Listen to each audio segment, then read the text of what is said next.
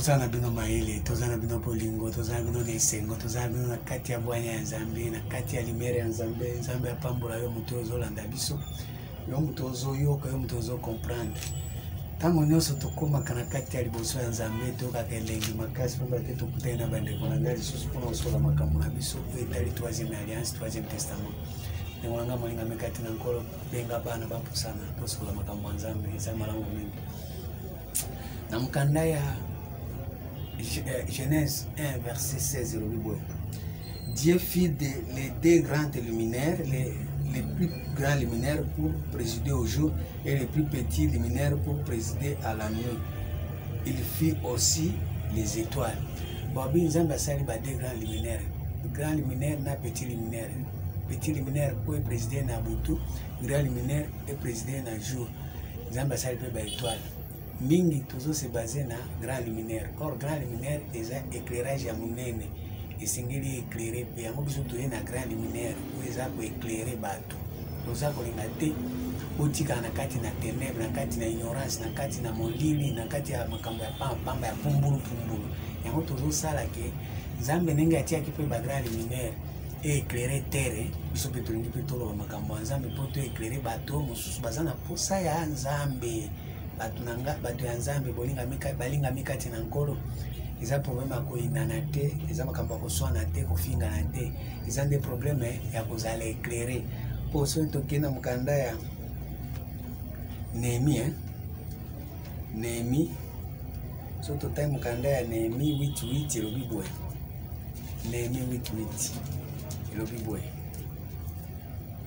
Il lisait distinctement dans le livre de la loi de Dieu et il les donna le sens pour faire comprendre ce qu'il avait de lui. Comment je peux bazotanga Bible ya loi ya Nzambe, bazopesa explication, bazopesa ngo sens po ete bato ba comprendre makambo batangaki. Eza éclairage, eza lumière. Mais ce que soki topesi sens ya makambo, mabeni tosali. Yangwana nazo senga na bino s'abonner na chaîne na biso po tozopesa sens ya loi ya Nzambe. Nazo tanga ngo Néhémie 8:8 ezanga itende na koma Bible yango moko ezo répondre makambo nyonso. Il lisait distinctement dans le livre de la loi de Dieu et il a donné le sens pour faire comprendre ce qu'il savait lu. Alingami eza tango ya bana Nzambe ya koyeba makambo ya Nzambe. Eza te makambo ya Nzambe olobi kaka loba Nzambe yango ana tondimi yango, me moto andimi yango ayebi eloko te, asalelaka yango yango pe te, andimi yango kaka bindimela. Eza bongo te. Zango Nzambe asunga biso na bino lolenge tozopesa sens na makambo oyo esengeli baoyo baza ya Nzambe ba comprendre pe basalela yango. Po so osalela yango oza moto ya Nzambe. So ozosalela yango oza moto ya Nzambe. So ozosalela yango toza moto ya Satan.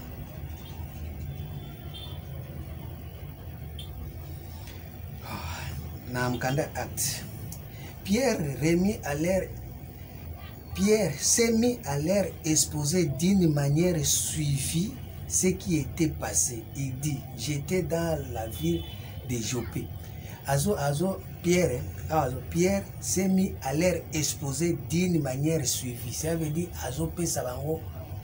exposer makamuna ndenge ya elandamaki. Yango wana nazolinga topesa sens na ndenge makambo ezoleka. Pierre s'est mis à leur exposer d'une manière suivie ce qui était passé. Makambo eza na kati ya Bible. Il faut tolobelaka yango, tolandelaka yango moko. D'une manière suivie. Moto azopesa explication eza Pierre. Pierre, si c'est Pierre, je bâtirai mon église.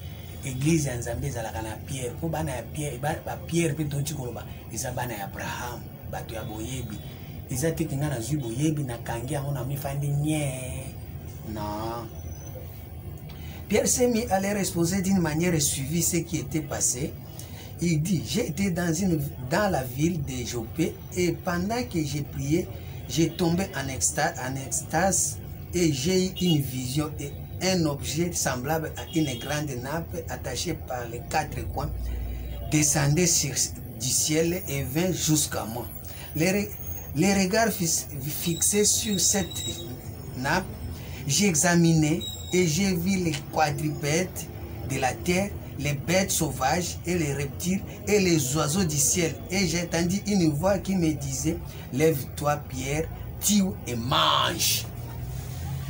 Awa eza makambo ya Nzambe, eza bolingo ya Nzambe, banyama alali na kolala boya loti ndoto, banyama kilikili.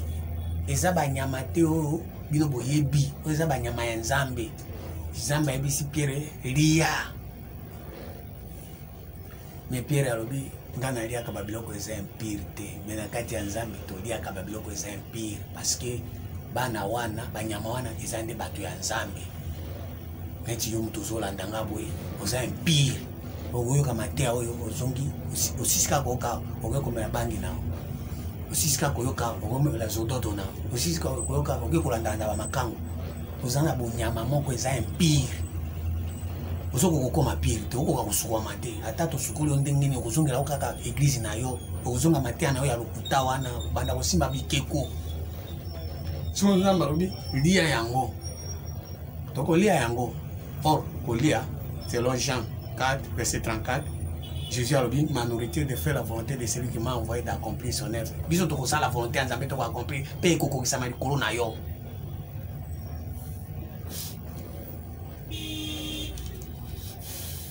Siko Pierre a dit, ngana lia ka biloko na teme, biso tokolia na 3e testament tokolia banyama ya ndenge wana.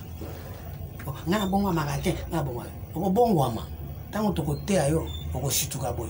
Kimi ekoti na kati na yo, oko shituka boy. Osaleli destin na yo, oko shituka boy. Opamba mi na likolo ya makambo Nzambe atia na kati na yo, oko koma pire. Pourtant okomona véritable bon Nzambe na kati na yo komi kobima. Na mateya oyo kaka, ozolanda shituki kaka boy Nzambe abimisi biloko eza na kati na yo komi ko exercer, okomi ko vivre yango. Yo moko bongwama. Biso tokoyeba te, mais so bongwama ki kala. Poko eza mateya ya résurrection ya kosekwisa bato.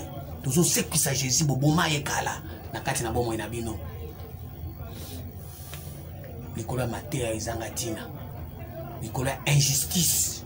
Romains 10 verset 2.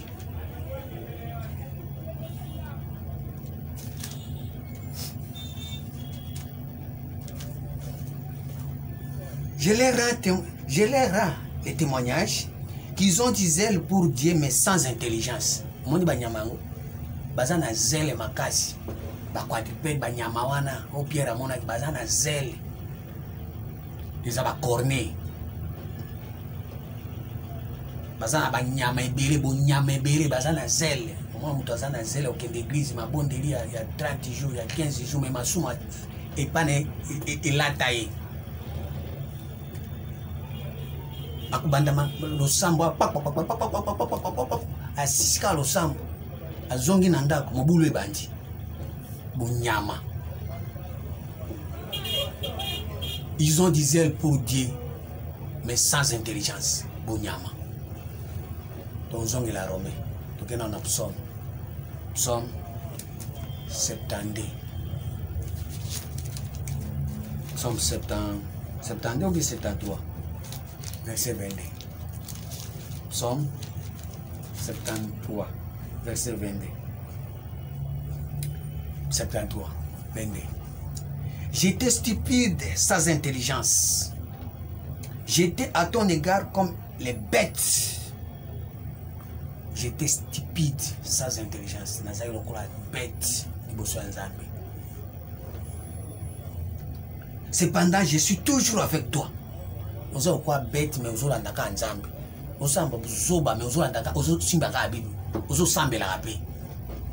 Poko nyonso ozo sambela mais entre temps ozo sa kintumba. Poko nyonso ozo sambela entre temps olinga bato ba mona clarté olingi bato ba vivre te ozo freiner bato.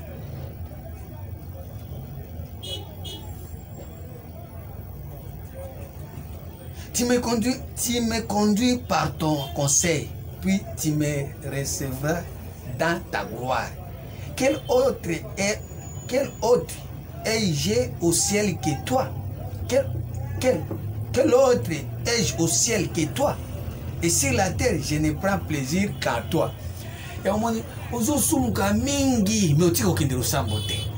ozo sumuka mingi me otika mabondeli te osaka nzambe akosala nzambe ozana bonyama ozaba kwadi ozaba nyama oyo soki Pierre atabi na lia oyo te mutabwe no sola na ide me malembe nzambe akosonga yo bonyama ne kosila kobanga te atoka ngami na nzambe yango moni emission oyo ere moko kotuka ofinge me ozongeli kaka ofungoli chaîne otali tolanda nano mwambali wana olandi tato katani pe na koseka ozofinga oza kobalola malobo na zoloba mais jusque là ozolinga pe kaka kolanda otika te me omoni okomi ami na ngai ami ya chaîne oyo problème eza te eza bolingo ya nzambe eza na kati na eza na eloko ya nzambe oza na eloko ya nzambe yango ezotinda yo toujours malgré ozosala eza yo te.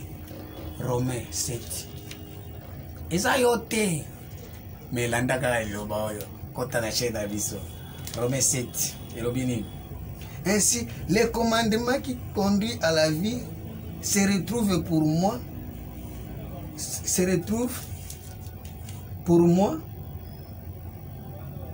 conduit à la mort. Yoka eloko. Ainsi les commandements qui conduisent à la vie se trouvent pour moi conduit à la mort. Liloba nzambe izo me babatu na bomo. Mais soki yeka kepana izo me moka na liwa. C'est-à-dire vie ezate Jésus azate pour la vie ce n'est que Jésus. Au lieu de ça elengi ya comprendre que en tout cas Jésus azate na bomo mais pas na Jésus azo se retrouver à kufi. Izo se retrouver ka oyebi lo côté au kanyang na no tena no salérité osaka ko sumuka car les péchés saisissent l'occasion mais conduisit par les commandements et par lui me fit mourir. Mutu azokufa nde azoloba yo kwazebaki na sumukaka sikwazobake commandement ya nzambe ezobeba na bomoi mais ezoboma ngai ngam nazaka boye nazaka kokufa nakufa po absence ya Jésus ezaliwa nakoyoka liloba bien mais ntango ya kosalela nokokosalela te nosalaka babuzoba nokendeka kati ya badebauche bamakango babare babwate tout le temps nazaka kaka wana na kati ya distraction or nazoyoka nde makambo esengeli epesanga bomoi na vivre destiné na ngai na vivre destiné na ngai mais nokokovivre yango te. Car les péchés saisissent l'occasion mais séduit par les commandements et par lui me fit mourir. La loi donc est sainte et le commandement est saint, juste et bon. Ce qui est bon a-t-il donc été pour moi une cause de mort? Loin de là. Mais c'est le péché, afin qu'il se manifeste comme péché en me donnant la mort par ce qui est bon et que par les commandements il devint condamnable au plus haut point. Ça veut dire aux se condamner au moko na ndenge ya makasi parce que makambo esengeli ko salela ngo kala banda bolenge na yo otanga bible kala omeli na église mais makambo ozo se retrouver kaka oza musumu ke ebelo côté o pratique ka pe yango te yango na ozomona ke na ememi oti na au niveau ya komona ko za mukufi oza mutu ya liwa ya moment Jésus a dit l'heure vient où les morts attendront la voix des fils de l'homme. Et bawe bakoyoka bakosekwa okolongwa kolongwa kote kuna okolongwa na kote wana kote babuzo bana okolongwa eza na Jean 5 c'est là totalement Jean 5 verset 24. En vérité je vous le dis, celui qui écoute ma parole et qui croit à celui qui m'a envoyé à la vie éternelle et ne vient pas en jugement mais il est passé de la mort à la vie. Au moins ce que yoki liloba nzambe mbala muke membi ona bomo yokokene na jugement te mais o ezo juger parce que yo loba nzambe osalela kango te ndeso memosi ko na liwa e kozongi soka ka kuna monika ya na nzambe sumuki ka nzambe mambesi na zande okomi ko mifinga yo moko or biloko esengeli pesa onde bomo ya seko. En vérité, je vous l'ai dit, l'heure vient et elle est déjà venue où les morts attendront la voix des fils de Dieu et ceux qui auront attendu vivront. Vous avez un mokufi, mais makambozo et qu'on soit dans le troisième testament, et qu'on soit dans la troisième alliance, on vivre un destin là. Tant qu'on vit un destin là, on peut en tout cas makambo pasteur azoloba à cosité, à tangi sabiso vraiment, à oyebi sabiso makambo ya solo. Betela na nzambe maboko makasi. Betela Yesu maboko makasi. Betela Yesu maboko kwa lingio mingi. En vérité, je vous l'ai dit, l'heure vient et elle est déjà venue où les morts attendront la voix du Fils de Dieu et ceux qui auront attendu vivront. Car comme le Père a la vie en lui-même, ainsi il a donné au Fils d'avoir la vie en lui-même. Et il lui a donné le pouvoir de juger parce qu'il est Fils de l'homme.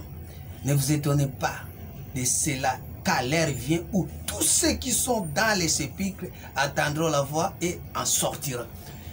Et on dit aux abonnés, ça c'est sépulcre. Vous avez des gens qui sont koufaro bakunda okala. Côté Nzambe ozo mona na te, oza na kati ya libulu, vina yo oza Nzambe ezate, ozo kufa oza nye. Côté Bonzambe, ata Bonzambe moko simba ka isusu pana yo ba awa na naza musanto, awa na naza bien, mais zaka ekuta ko ka musumu na kati ya sépulcre. Mais awa boye soko yoki lo banzambe ekoseko so non banzela na tiki. Na tiki banzela na okendi sute. Comment on cause à mombi ya babiloko boye, naza mombi ya moibi, naza mombi ya masumu, naza mombi ya kokendeke kaka kulukaka bana mekebasi kuluka bana basi. Yo moko ko revendiquer non. Nga ndenge na sina yoki déjà makamba pasteur na koka na kusonga sima kambwana te. Po eza pona intérêt na yo papa.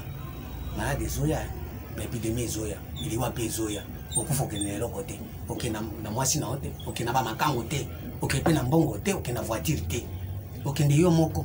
Mais yeba sikosoko ke moli mono ekende pana na nzoto na moli moto ezokufa yango na osenga na yo ndenge ozoka mongongo boye na zoyebisa yo mongongo zo talikolo makambo ya likolo na oyebisa yo esengeli ofuka mobondela nzambe oyebisa nzambe limbisa ngai na sakana na liloba na yo na sali 30 ans na église me na changeaka te motema na ngai mabe ezalaka kaka mobulu na ngai esilaka te bakomoloba wana eza ndenge na ye yo mutu orie osana eloko ya nzambe bayebiso eza ndenge na yo na ozana bombe ya ndenge wana te kokufa na libela ya ndenge wana te fo kosekwa fo kolongwa na makambo wana po ntango ozolongwa na makambo wana mbala moko nzambe azosekwisa destin na yo oza nano okosa makambo ebele na mboka oyo à travers yo makambo ebele ekochange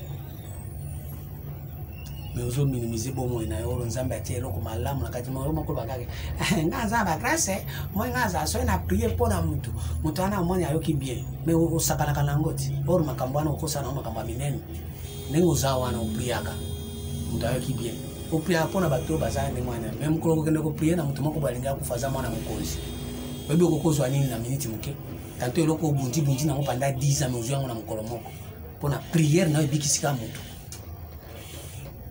obundi banda 10 ans ozwi basalaire to sangisi yango ekokana eloko bopesa mokolo moko te na eloko eza na kati na soko osalela yango na ndenge ya bosembo na ndenge ya bonzambe mais ozomiboma yo moko ozominyokola yo moko makasi ya mwana mobali otiki nzambe obwakisi osalela nyoka obotaka ye yango wana na miniti oyo nazosenga na bino bato bozolanda biso bosarole bosabone na kati na chaîne na biso nazosenga bino lisungi awa dime eza te offrande eza te sadaka mpe eza te awa eza bénévole soki oza na moyen na yo omonike moyen eza ebele ofute biso toleki na batelevizio toleki na baradio po ete toteya makambo ya boye tozobanga eloko te vi na biso esi ekomi na yesu mpo awa makambo ya kobanga eza te eza makambo ya kobikisa milimo mpo bonyokwami mpe mingi batindeli biso bible na bozwi yango bosakani nango bozwi bible bosakani nango bokomisi yango commerce mais or bible eza liloba ya nzambe de Genèse à l'Apocalypse. Dieu dans leur détresse il cria à l'Éternel, il envoya sa parole et la parole est guérie. Bible eza lobiko na biso surtout biso bato tonyokwa toza mayele mingi so tozwi bible totia na mito na biso anteta tosali misala na biso na ndenge ya bosembo ndenge toza boye toza na makambo ebele na kati na biso toza lokwa batere eza non exploité yo ndenge ozotanga wana oza lokwa mabele eza non exploité barichesse eza na Congo nde eza na kati na yo mais otika kodécouvrir yango tango ozomona pays potentiellement riche mais les peuples sont pauvres. Toi si tu es pauvre par rapport à la grandeur nzambe atia na kati na yo tu es très pauvre outiliser ataka mwa diamant moko te na kati na yo ozobunda na ba diamant eza libanda na yo ya mboka mosusu kingani ndenge ya sali boye ngape funa la ndela ina sala lokola ye est-ce que eza eloko eza na kati na yo 1 Corinthiens 4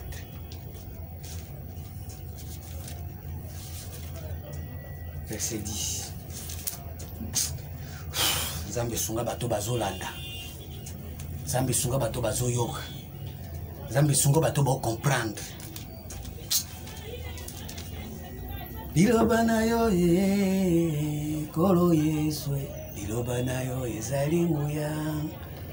Nakolata yango lokola mokaba na loketo, liloba na yo ezali nguya. Nakolata yango lokola sapato na makolo, liloba na yo ezali nguya. Nzambe na lola ye, liloba na yo kolo Yesu, liloba na yo ezali nguya. Nzambe na lola ye, liloba na yo kolo Yesu, liloba na yo ezali nguya. Bato ya mikumba boya ye, boya ye. Toya mikumba boya e, boya e, Nzambe bengi bisolelo e, boya e, poto sangana, Nzambe bengi bisolelo e, boya e, poto sangana, babeli nyoso boya e, beli nyoso boya o, boya e. Zamba bengi bisolelo yo, boya poto sangana, zamba bengi bisolelo ye, boya poto sangana. 1 Corinthiens 4 verset 10. Nous sommes fous à cause de Christ, mais vous êtes sages en Christ. Nous sommes faibles, mais vous êtes forts. Vous êtes honorés et nous sommes méprisés. Jusqu'à cette heure, nous souffrons la faim, la soif, la nudité. Nous sommes maltraités, errants, ça et là. Tout ça n'a pas boma. Au moins, il y a pour la 13e degré, pour la grandeur et ensemble, autant de souffrir. Et puis, sur les boma, grandeur ensemble, ensemble, c'est pour la bateau. Yo moniango comprendre Nzambe nzokande kala nyonso toza na retard te pesoli boma mais bato baza na kati ya kobunga bango baza na bango normal bomona eza normal kobunga normal kozala na lolenge ya kotambola na ndenge ya libanda ya destin na yo bomona ngo normal mais na minute oyo biso to ma boma kote ya Yesu. Pour la minute, ma boma na biso, to sala ma be na kombo na Nzambe. Romain 3. To sala ma be na kombo ya Nzambe. Ma be nino biso to sala koma mi na Bible. Romain 3. Verset 3. À quoi? Si quelques-uns n'ont pas cru, leur incrédulité anéantirait telle la fidélité de Dieu, loin de là. Que Dieu au contraire soit connu pour vrai et tout homme pour menteur selon qu'il est écrit, afin que tu sois trouvé juste dans tes paroles et que tu triomphes lorsqu'on te jugera. Lorsqu'on te juge. Mais si notre injustice, mais si notre injustice établit la justice de Dieu, que dirons-nous? Dieu est-il injuste car il déchaîne sa colère? Je parle à la manière des hommes, loin de là. Autrement, comment Dieu jugera-t-il le monde? Zamba ko juger monde na ndenge injustice. Makambo yo moni ko so sala eza juste et pas nzambe eza injustice. Po sala kango li banda na yo eza ndeoro na yo eza na kati ya motema na yo eza destin na yo te mosala kango li banda eza injuste. Po makambo eza juste eza makambo so sala na kati ya motema eza destin na yo yango eza juste. Yango babi le juste vivra par la foi par rapport à quoi? Il y a destin na yo, destiné na yo. Nde yango nzamba komeli faut ko vivre nango. Pourtant ko vivre nango nzamba yebi yo. Mais ce qu'on vivre na yo déjà li banda na yo eza injustice.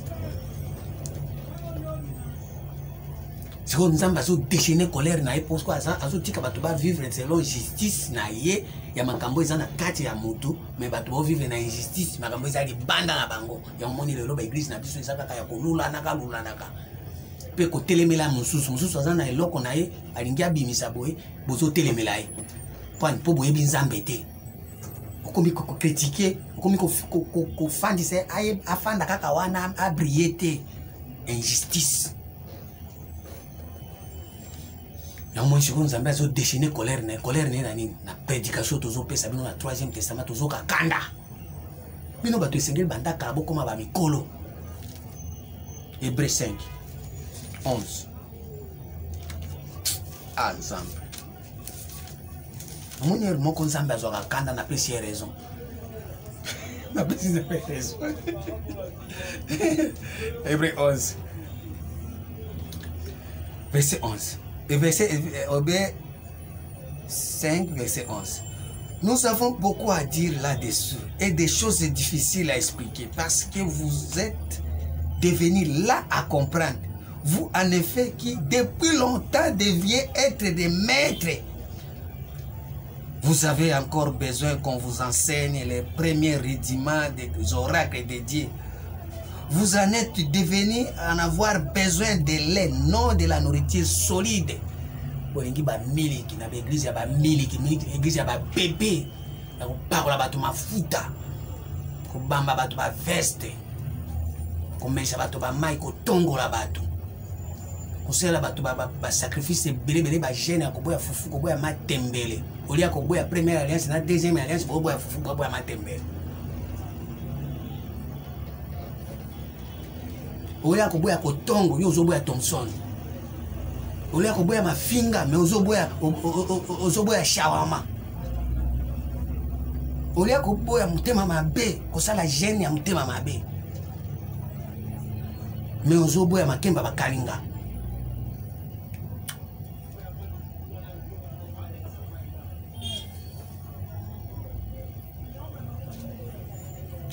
Etika ya mwana komo na Yesu Kristo. Amen.